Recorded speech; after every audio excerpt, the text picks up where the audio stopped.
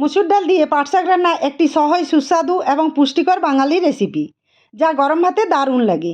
তার জন্য পাট শাকগুলি বেছে ভালো করে ধুয়ে নিয়েছি। এখানে হাফ বাটি মুসুর ডাল নিয়েছি, কিছু পেঁয়াজ কুচি, থেতো করা রসুন আর 2টি চেরা কাঁচা লঙ্কা নিয়েছি। এদিকে মুসুর ডাল ধুয়ে পরিষ্কার করে নিয়েছি।